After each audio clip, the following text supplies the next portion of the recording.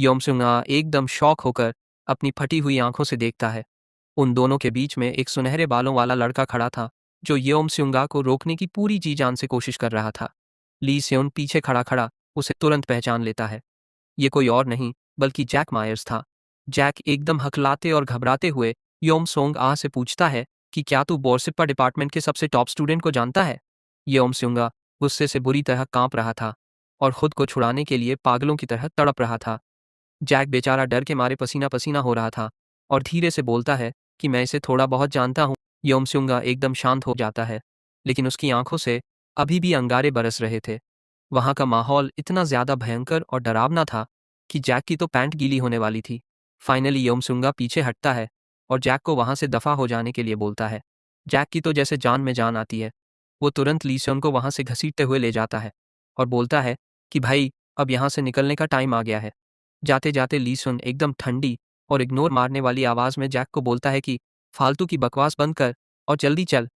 अब वो पागल कुत्ता योमसुंगा वहां उस सन्नाटे में एकदम अकेला खड़ा था। उसका दिमाग अब धीरे धीरे ठंडा हो रहा था और वो सोचता है कि भाई अभी ये क्या बवाल हो गया। उसे रियलाइज होता है कि वो अभी अपना पूरा आपा खो बैठा था और अपनी उस महान टेक्निक और अपने मास्टर की इज्जत का सरेआम कबाड़ा करने वाला था।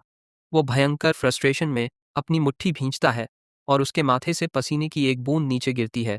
अब उसके दिमाग में अपने इस नए भयंकर वाले दुश्मन का नाम एकदम पत्थर की लकीर की तरह छप चुका था और वो नाम था ली सून। थोड़ी दूर एकदम सेफ जगह पर जाकर जैक अपने हीरो ली स्यून पर पागलों की तरह चिल्लाने लगता है। वो उसे डांटता है कि भाई तेरा दिमाग खराब है क्या, जो तू अपने से इतने सीनियर और खूंखार बंदे से पंगा ले रहा था। अगर मैं टाइम पर नहीं आता तो वो पक्का तुझे वहीं पर मार डालता। ली स्यून उसकी ये बातें सुनकर एकदम मजे में हंसने लगता है। वो एकदम चिल होकर बोलता है कि मर जाता यार, तू भी क्या फालतू के जोक्स मारता है। जैक तो ये सुनकर एकदम ही सन्न रह जाता है कि ये बंदा किस मिट्टी का बना है। ली सीन इस पूरी जानलेवा लड़ाई को एकदम इग्नोर मारते हुए कहता है कि अरे भाई वो तो बस हल्का फुल्का सा डेंजरस था, ज्यादा कुछ नहीं। और ठीक उसी पल दोस्तों हमारे ली सीन के सामने सिस्टम की एक चमचमाती हुई नोटिफिकेशन स्क्रीन पॉपअप होती है। उसमें एकदम साफ लिखा था कि उसका मास्टर प्लान एकदम सक्सेसफुल हो गया है। टारगेट योमसुंगा के साथ कनेक्शन एकदम सॉलिड तरीके से एस्टैब्लिश हो चुका है। अब अगला कदम था उस अफिनिटी को एक्सट्रैक्ट करना। लेकिन अपना ली स्यून कोई मामूली लड़का नहीं है। वो जानता था कि गेम अभी खत्म नहीं हुआ है। उसे बहुत अच्छे से पता था कि उसकी पिछली जिंदगी में जो योमसुंगा था वो एक एकदम खूंखार और पागल कुत्ता था, लेकिन ये अभी वाला योमसुंगा थोड़ा सा सॉफ्ट और कमज़ोर है। उसे टेंशन होती है कि अगर उसने अभी इसी वक्त वो स्टोन निकाल लिया तो शायद उसका असर एकदम अलग या बेकार हो सकता है। इसलिए वो डिसाइड करता है कि उसे पहले इस योमसुंगा का अफिनिटी लेवल और ज़्यादा बढ़ाना पड़ेगा। वहां से जाते हुए ली सीन उस जैक की तरफ देखता है और मन ही मन सोचता है कि ये नमूना भी मेरे काफ़ी काम आ सकता है। वो टॉपिक चेंज करता है और जैक से पूछता है कि भाई तूने योनसोंगा का वो भयंकर पंच रोका था, तेरे हाथ तो ठीक है ना। जैक एकदम घमंड में हंसता है और अपना हाथ एकदम हीरो की तरह दिखाते हुए बोलता है कि अरे मेरे हाथ एकदम परफेक्ट हैं। वो हवाबाजी करते हुए बोलता है कि मेरी बॉडी का सबसे मजबूत हिस्सा मेरे ये हाथ ही हैं। ली सीन उसे तिरछी नज़र से देखता है और अपने शातिर दिमाग में नोट कर लेता है कि अच्छा, तो इसके हाथ बहुत मजबूत हैं। फिर ली सियोन एकदम से एक बहुत ही सीरियस और इम्पॉर्टेंट सवाल दागता है। वो पूछता है कि अरीना में वो अपनी बड़ी बहन के बारे में क्या बकवास कर रहा था। जैक एकदम झटके से रुक जाता है और पूछता है कि क्या तू मेरी बहन आर्या मायर्स की बात कर रहा है। ली सियोन एकदम कैजुअल टोन में बोलता है कि हाँ, मैंने कुछ खास तो नहीं कहा, बस इतना बोला था कि तेरी बहन थोड़ी सी बेवकूफ़ है। ये सुनते ही जैक को तो जैसे 440 वोल्ट का भयंकर झटका लगता है। उसे फाइनली समझ आता है कि क्यों उसकी बहन इस लड़के के बारे में इतनी ज्यादा पूछताछ कर रही थी। जैक एक बहुत ही भयंकर बम फोड़ता है। वो ली स्यून को बताता है कि पता नहीं क्यों, लेकिन मेरी वो एस रैंक हीरो वाली बड़ी बहन आर्या तेरे अंदर बहुत ही ज्यादा इंटरेस्ट ले रही है। ली स्यून के ठीक पीछे आर्या की एक बहुत ही चालाक स्माइल वाली इमेजिनेशन उभर कर आती है। कोई उसके कान में फुसफुसाता है कि एक एकदम टॉप लेवल की एस रैंक हीरो वाली बहन तुझ पर लट्टू हो रही है। लेकिन अपना ली सीन तो एकदम पत्थर है यार, पिघलता ही नहीं है।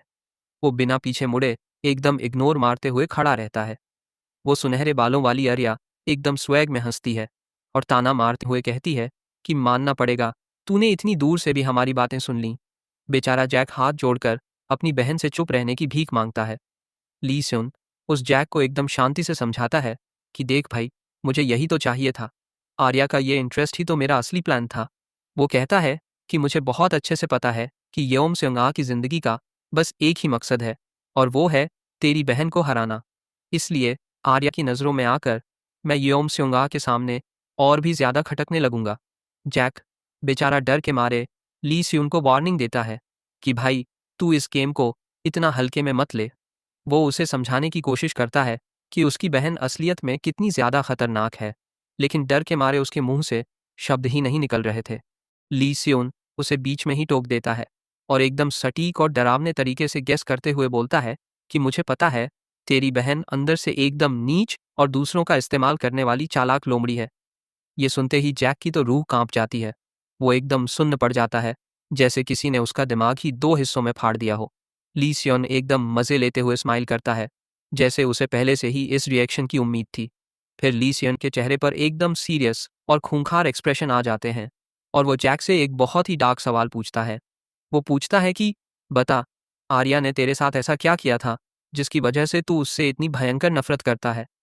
वो सवाल वहीं हवा में एकदम सस्पेंस बनकर लटक जाता है, जिससे साफ पता चल रहा था कि इन दोनों भाई बहनों के बीच कोई बहुत ही डार्क और खौफनाक पास्ट छुपा है।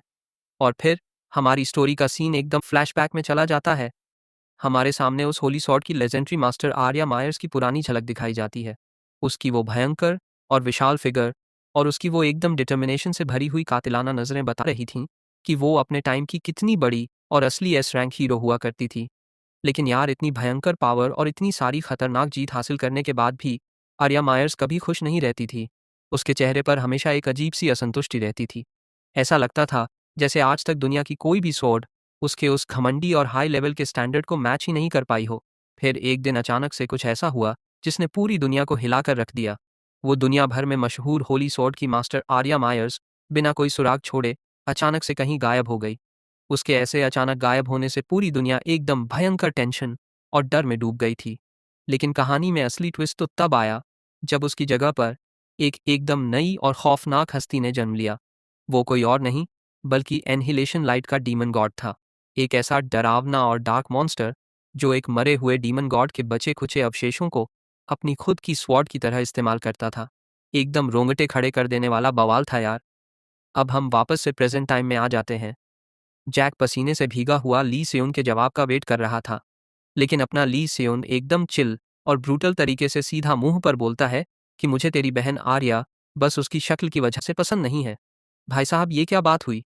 इतनी भयंकर टेंशन और सस्पेंस वाले माहौल में ऐसा फालतू और अजीब सा रीजन सुनकर तो सारा का सारा सीरियस माहौल ही एकदम कॉमेडी में बदल गया। ये भयंकर कॉमेडी वाला बम फोड़ने के बाद अपना ली सीन एकदम कैजुअल स्वैग के साथ पीछे मुड़ता है और हाथ हिलाकर वहां से खिसक लेता है। बेचारा जैक वहीं सड़क पर खड़ा खड़ा अपना दिमाग खुजा रहा था। वो एकदम कंफ्यूज हो चुका था कि आखिर ये चल क्या रहा है। वो अकेला खड़ा होकर इस अजीब सी बातचीत को प्रोसेस करने की कोशिश कर रहा था। उसके दिमाग की तो पूरी की पूरी दही बन चुकी थी कि आखिर इस ली सीन और उसकी एस रैंक हीरो वाली बहन आर्या के बीच में ऐसा कौन सा डार्क और ट्विस्टेड कनेक्शन है। तभी अचानक से जैक के स्मार्टफोन पर एक नोटिफिकेशन की आवाज़ आती है जो उसे उसके ख्यालों से झटके में बाहर निकाल देती है। जैसे ही वो फ़ोन की स्क्रीन पर उस मैसेज को पढ़ता है, उसके चेहरे के एक्सप्रेशन एकदम से उड़ जाते हैं।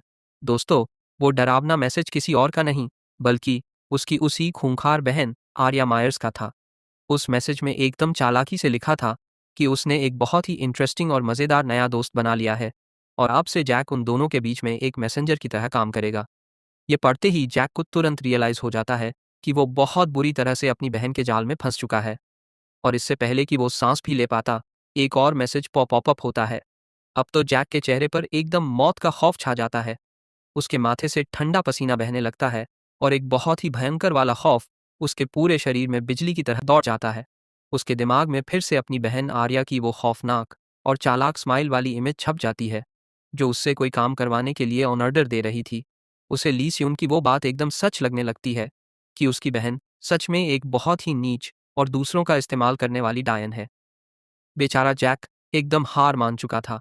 वो बुरी तरह से ठंडी आहें भरता है और धीरे धीरे गालियां बकता हुआ उस सड़क से जाने लगता है। उसने अपनी इस भयंकर और डरावनी किस्मत के सामने पूरी तरह से घुटने टेक दिए थे। अब सीन चेंज होता है और अगली सुबह का टाइम आ जाता है। अकेडमी के अंदर अपना ली सीन क्लासरूम में अपनी सीट पर एकदम थका हुआ और नींदे में बैठा था। वो अपने दिमाग में सोच रहा था कि क्या उसने कल उस पागल कुत्ते योमस्युंगा के साथ कुछ ज्यादा ही भयंकर वाली कुटाई तो नहीं कर दी। और दोस्तों, तभी अचानक से क्लासरूम का वो दरवाज़ा एक बहुत ही जोरदार धमाके के साथ खुलता है। अंदर एक बहुत ही अजीब सी और छोटी सी हाइट वाला बंदा एक मोटराइज्ड गाड़ी पर फुल स्पीड में एंट्री मारता है। वो एकदम पागलों की तरह जोर जोर से चिल्ला रहा था ताकि पूरी क्लास का अटेंशन उस पर आ जाए। उस छोटे से आदमी ने अपने सिर पर एक लंबा सा टॉप हैट पहना हुआ था और उसकी एकदम बड़ी बड़ी सफ़ेद मूछें थीं। वो फुल स्वैग में अपना नाम बताता है, प्रोफेसर रिकन्स। वो एकदम लाउड आवाज़ में अनाउंस करता है कि अगले 2 हफ्तों तक वही उनकी ये मैन क्लास लेगा और उन्हें एट्रीब्यूट ब्लैकस्मिथिंग के सारे भयंकर सीक्रेट्स पढ़ाएगा। ये सुनते ही पूरी क्लास के सारे स्टूडेंट्स आपस में फुसफुसाने लगते हैं। वो सब इस प्रोफेसर रिकन्स को बहुत अच्छे से जानते थे क्योंकि ये पूरे अकेडमी में अपने एकदम सनकी और पागलपन वाले रवैये के लिए फेमस था। लेकिन प्रोफेसर रिकन्स उन सब की बकवास को एकदम इग्नोर मारता है। वो अनाउंस करता है कि आज वो पिछली क्लास के सारे इवैल्यूएशन और इस पहले सेमेस्टर के सारे बजट बांटने वाला है। फिर वो सनकी प्रोफेसर एक एक करके सारे स्टूडेंट्स का नाम पुकारने लगता है। एक डेविड नाम के लड़के को बुलाने के बाद वो एकदम सस्पेंस बनाने के लिए एक ड्रामेटिक पॉज लेता है। वो अपनी उस लिस्ट को एकदम ध्यान से घूरता है और फाइनली उस लिस्ट का सबसे आखिरी नाम जोर से पुकारता है, ली सियोन। अपना हीरो लीसीन एकदम स्वैग में अपनी जगह से खड़ा होता है। बाकी सारे स्टूडेंट्स जलन के मारे आपस में बात करने लगते हैं कि पक्का इस लीसीन को हम सबसे 3 गुना ज़्यादा भारी बजट मिलने वाला है। लेकिन दोस्तों, यहाँ पर तो एकदम उल्टा ही सीन हो जाता है। प्रोफेसर रिकान से एकदम कड़क आवाज़ में ली सियोन को बताता है कि सुन लड़के, अभी तक तेरा कोई भी बजट असाइन ही नहीं हुआ है। ये सुनकर तो ली सियोन भी एकदम शॉक हो जाता है। ली सियोन के चेहरे पर एकदम भयंकर कन्फ्यूजन आ जाता है। उसे कुछ भी समझ नहीं आ रहा था कि ये आखिर क्या नया ड्रामा चालू हो गया है। तब जाकर प्रोफेसर रिकैंस एकदम एक्साइटमेंट के साथ एक्सप्लेन करता है कि देख भाई, तूने जो आइटम बनाया था ना, वो इतना ज़्यादा खतरनाक और मास्टरपीस था कि अकेडमी वालों ने उसे अगले बुधवार को होने वाले सेकेंड ईयर के ओपन ऑन एक्शन में डालने का फैसला किया है। और तेरा जो बजट है ना, वो उस ऑन एक्शन में लगने वाली सबसे भारी और फाइनल बोली के हिसाब से ही डिसाइड किया जाएगा। ये सुनते ही ली सीन के दिमाग की घंटी बज जाती है। वो अपनी एकदम चालाक और शातिर नज़रों से सोचता है कि कहीं ये उस लालची वाइस्टीन बारमत की कोई नई चाल तो नहीं है मेरा टेस्ट लेने के लिए। लेकिन फिर वो खुद को एकदम रिलैक्स करता है और सोचता है कि अगर इसमें कोई भी गंदी साजिश या खतरा होता तो अपना कड़क प्रोफेसर किम इंचियोल इसे पक्का रोक देता। इसलिए ली सियोन एकदम शांति से अपना सिर हिलाता है और इस डिसीजन को एक्सेप्ट कर लेता है। बिना कोई और फालतू सवाल किए प्रोफेसर रिकन्स तुरंत अपना टॉपिक चेंज करता है। वो पूरी क्लास को एकदम जोश में बताता है कि आज की जो क्लास है वो रेजिडुअल म्याना के ऊपर होने वाली है और इस चीज़ को एकदम प्रैक्टिकली और लाइव समझाने के लिए एक कैडेट ने अपनी मर्जी से वॉलंटियर किया है। प्रोफेसर के बस एक इशारे पर वो असिस्टेंट क्लास के अंदर एंट्री मारता है और दोस्तों, जैसे ही वो असिस्टेंट अंदर आता है पूरी क्लास की आंखें फटी की फटी रह जाती हैं। वो कोई और नहीं बल्कि अपना वही पागल कुत्ता योमसुंगा था।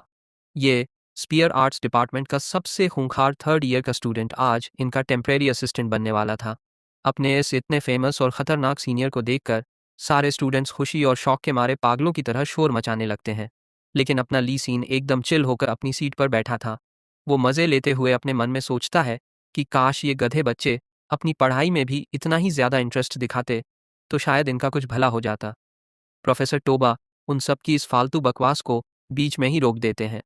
वो एकदम कड़क आवाज़ में बोलते हैं कि कोई भी प्रैक्टिकल करने से पहले हम इस क्लास के कुछ एकदम मेन और इम्पॉर्टेंट थ्योरी वाले कॉन्सेप्ट क्लियर करेंगे। कि एकदम प्रो स्टाइल में समझाना शुरू करते हैं कि देखो, जब भी हम कोई हथियार बनाते हैं तो उसमें रेजिडुअल मना दो अलग अलग फॉर्म्स में आता है। पहला होता है एकदम बेसिक वाला चार्ज टाइप और दूसरा होता है भयंकर वाला इंडिपेंडेंट टाइप। ये इंडिपेंडेंट टाइप इतना ज़्यादा खतरनाक होता है कि ये या तो अपना खुद का माना जनरेट कर सकता है या फिर सीधे हवा से ही माना को सोख लेता है। हालांकि इन दोनों टाइप्स के अपने अलग अलग फ़ायदे और नुकसान हैं, लेकिन प्रोफेसर टोबा एकदम साफ कर देते हैं कि वो इंडिपेंडेंट टाइप वाला हथियार बनाना कोई बच्चों का खेल नहीं है। वो बहुत ही ज़्यादा मुश्किल और एकदम दिमाग घुमा देने वाला काम है। और इस भयंकर मुश्किल के पीछे का रीज़न ये है कि किसी भी मैना कोर को बनाने का कोई एक फिक्स रूल या स्टैंडर्ड नहीं होता है। ये पूरी तरह से इस बात पर डिपेंड करता है कि तुम कौन सा मटेरियल यूज़ कर रहे हो, तुम्हारी टेक्निक कैसी है और खुद बनाने वाले का अपना माना कैसा है। इसलिए वो पूरी क्लास को सख्त ऑर्डर देते हैं कि आज वो सबसे बेसिक वाले चार्ज टाइप से ही अपनी प्रैक्टिस स्टार्ट करेंगे। ये सब ज्ञान देने के बाद प्रोफेसर अपने उस खूंखार असिस्टेंट योम स्युंग आ की तरफ मुड़ते हैं और उसे अपना जलवा दिखाने का इशारा करते हैं। योम स्युंग आ बिना कोई टाइम वेस्ट किए अपने हाथ में एकदम भयंकर लेवल का मन फोकस करने लगता है। देखते ही देखते उसकी उंगलियों से एक बहुत ही डरावनी लाल रंग की और चटकती हुई एनर्जी बाहर निकलने लगती है। वो अपना डेमोन्स्ट्रेशन देने के लिए एकदम फुल फॉर्म में आ चुका था। प्रोफेसर टोबा क्लास को समझाते हैं कि देखो, ये जो फायर वाला माना होता है ना, ये बहुत ही ज़्यादा अनस्टेबल और ख़तरनाक होता है, जिसे कंट्रोल करना बहुत मुश्किल है। लेकिन अगर कोई बंदा इसके इस भड़कने वाले नेचर को दबा दे तो इसकी टिके रहने की पावर एकदम नेक्स्ट लेवल पर पहुंच जाती है।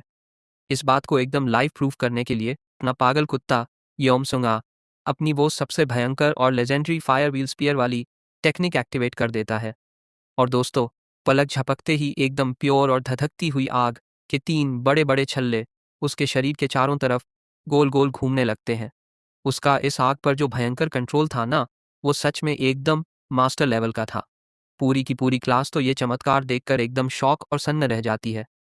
एक बेचारा स्टूडेंट तो रोते हुए कमेंट करता है कि भाई, हम लोगों से तो वर्कशॉप की भट्टी की आग तक सही से कंट्रोल नहीं होती, और ये बंदा इस भयंकर आग के साथ ऐसे खेल रहा है जैसे ये कोई मामूली सा खिलौना हो।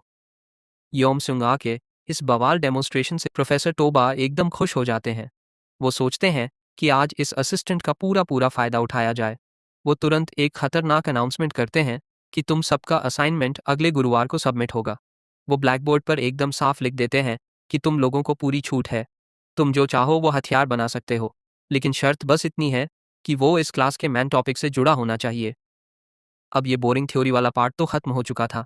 प्रोफेसर तुरंत पूरी क्लास को वर्कशॉप में जाने का ऑर्डर देते हैं। वो सबको वार्निंग देते हैं कि काम शुरू करने से पहले अपनी वर्कशॉप वाली ड्रेस पहनना बिल्कुल मत भूलना। और ठीक उसी पल दोस्तों, क्लास के 2 नमूनों को एक बहुत ही सुनहरा मौका दिखाई देता है। वो दोनों सोचते हैं कि भाई, येओम स्युंगा खुद यहाँ साक्षात खड़ा है, इससे बात करने का ये चांस तो एकदम परफेक्ट है। उन दोनों में से एक सुनहरे बालों वाला लड़का एकदम फुल एक्साइटमेंट के साथ आगे बढ़ता है। उसने ठान लिया था कि वो अपने इस मशहूर और लेजेंडरी येओम स्युंग आ से बात करने का ये इकलौता मौका तो बिल्कुल भी नहीं गंवाएगा। वो एकदम इज्जत के साथ झुककर येओम स्युंग आ को ग्रीट करता है। वो बेचारा सुनहरे बालों वाला स्टूडेंट जैसे ही अपना नाम बताने की कोशिश करता है, योमसंगा उसकी तरफ देखता तक नहीं है यार। वो एकदम भयंकर और ठंडी आवाज में सीधा उसके मुंह पर बोलता है कि यहाँ से दफा हो जा। सरेआम हुई इस बेइज्जती से वो लड़का एकदम शर्म से पानी पानी हो जाता है और अपना सिर झुकाकर चुपचाप वहां से खिसक लेता है। इस भयंकर सीन के बाद तो पूरे कॉरिडोर का माहौल एकदम खौफनाक और सन्नाटे वाला हो जाता है। बाकी के जो बेचारे स्टूडेंट्स उस पागल कुत्ते के पास जाने का सोच भी रहे थे ना, वो ये बेइज्जती देखकर एकदम वहीं के वहीं पैरालाइज हो जाते हैं। उनका तो सारा का सारा जोश ही ठंडा पड़ जाता है। जब सारे स्टूडेंट्स डर के मारे वहां से भाग जाते हैं, तब योमसुंगा एकदम पत्थर की तरह बिना कोई एक्सप्रेशन दिए अपनी जगह पर खड़ा रहता है। उसकी नज़रें एकदम खाली थीं, लेकिन जैसे ही वो अपनी आंखें खोलता है, उसके चेहरे पर एक बहुत ही भयंकर वाला फ्रस्ट्रेशन साफ दिखाई दे रहा था। और दोस्तों, जैसे ही योमसुंगा वहां से जाने के लिए मुड़ता है, तभी पीछे से एक बहुत ही स्वैग वाली आवाज़ उसका नाम पुकारती है। ये अपना ली सून था, जिसने उसे एकदम झटके में वहीं रोक दिया था। योमसोंगा एकदम नफरत और चिढ़ वाली नज़रों से पीछे मुड़कर देखता है। अपना ली सीन एकदम इरिटेट करने वाली शांति और स्वैग के साथ उससे पूछता है कि तुझे क्या लगता है, तू मेरे बारे में क्या उखाड़ लेगा। वो सीधा योनसोंग आह की अथॉरिटी और उसके घमंड को सरेआम चैलेंज कर रहा था। ली सीन बिना रुके एकदम प्रो की तरह बोलना शुरू करता है। वो एक बहुत ही भयंकर सीक्रेट रिवील करते हुए कहता है कि मुझे बहुत अच्छे से पता है कि तेरी इस टेक्निक का असली लेवल इस बात से डिसाइड होता है कि तू आग के कितने छल्ले एक साथ कंट्रोल कर सकता है। ली सियन एकदम डेटा और फैक्ट्स के साथ बात करता है। वो बताता है कि देख भाई, जो योन्हा गिल्ड का अभी का लीडर है ना, जो कि खुद एक भयंकर ए रैंक का हीरो है, उसने अपनी जिंदगी के सबसे बेस्ट टाइम में 8 छल्ले कंट्रोल किए थे। ली सीन एकदम शातिर एनालिस्ट की तरह आगे बोलता है कि अभी तूने क्लास में एकदम मक्खन की तरह 3 छल्ले कंट्रोल करके दिखाए थे। इसका सीधा सा मतलब ये है कि अगर तू अपनी पूरी जान लगा दे तो तू कम से कम 6 छल्ले तो आराम से हैंडल कर ही लेगा। ये सारी खुफिया बातें सुनकर योमसुंगा के कदम वहीं रुक जाते हैं। उसके अंदर एक बहुत ही भयंकर वाली क्यूरियोसिटी जाग उठती है। वो एकदम चिढ़ा हुआ और गुस्से में ली स्यून के पास आता है कि ये लड़का उसकी टेक्निक के बीच में टांग क्यों अड़ा रहा है। वो एकदम सीधे और कड़क तरीके से पूछता है कि तू आखिर इस सारी बकवास से साबित क्या करना चाहता है। और दोस्तों, इसी के साथ उन दोनों के बीच का माहौल और टेंशन एक बार फिर से एकदम पीक पर पहुंच जाती है। उन दोनों के बीच की टेंशन एकदम भयंकर लेवल पर पहुंच जाती है। और तभी अपना लीसीन एक ऐसा भयंकर बम फोड़ता है कि पूछो मत, कि तूने एक बार 7 छल्ले अचीव कर लिए थे ना। ये रात सरेआम खुलते ही येओम स्युंगा एकदम शॉक के मारे पैरालाइज हो जाता है। ली सियोन एकदम मजे लेते हुए आगे एक्सप्लेन करता है कि उस पीक लेवल तक पहुंचने के बाद अचानक से तू उन 7 छल्लों को कंट्रोल नहीं कर पाया था। सही कहा ना मैंने। येओम स्युंगा तो अंदर ही अंदर एकदम पैनिक करने लगता है। वो पागलों की तरह सोचता है कि भाई एक मामूली से फर्स्ट ईयर के लड़के को मेरा वो टॉप सीक्रेट कैसे पता चल गया, जो मैंने आज तक अपने खुद के मास्टर को भी नहीं बताया। ली सीन एकदम इग्नोर मारने वाले एटीट्यूड के साथ सफाई देता है कि देख भाई, मेरा इस फायर वाले एलिमेंट के साथ टैलेंट काफ़ी तगड़ा है, और जब मैंने तेरी वो लपटें देखी तो मुझे कुछ झोल लगा। ली स्यून की ये एकदम शांत और मज़े लेने वाली टोन योम सुंगा की घबराहट को और भी ज़्यादा बढ़ा देती है। ली स्यून एकदम रोस्ट करते हुए बोलता है कि तेरा ये जो आग पर कंट्रोल है ना, उसे देखकर ऐसा लगता है जैसे तेरे अंदर पावर का एक बहुत भयंकर समंदर भरा है, लेकिन तू उसे कभी पूरी तरह से फटने ही नहीं देता। ऐसा लगता है जैसे तू अपने हर अटैक को बस आधा अधूरा ही छोड़ देता है। भाई साहब, ये रोस्टिंग तो एकदम सीधा निशाने पर जाकर लगती है। अब पूरी तरह से फंस चुका और सरेआम एक्सपोज हो चुका योमस्युंगा फाइनली हार मान लेता है। उसका वो भयंकर घमंड अब एकदम चूर चूर हो चुका था। वो एकदम गिड़गिड़ाते हुए पूछता है कि क्या तुझे मेरी इस प्रॉब्लम का असली कारण पता है। अपना लीसीन बिना उसकी तरफ देखे एकदम स्वैग में जवाब देता है कि हाँ, मुझे थोड़ा बहुत आइडिया तो है कि ये क्या बीमारी है। ये जवाब सुनकर योमस्योंगा की सांसें अटक जाती हैं। वो एकदम उम्मीद भरी नज़रों से ली स्योंग को घूरने लगता है, लेकिन तभी अपना हीरो मज़े लेते हुए एक ऐसा डायलॉग मारता है कि योमस्योंगा का फ्रस्ट्रेशन 7वें आसमान पर पहुंच जाए।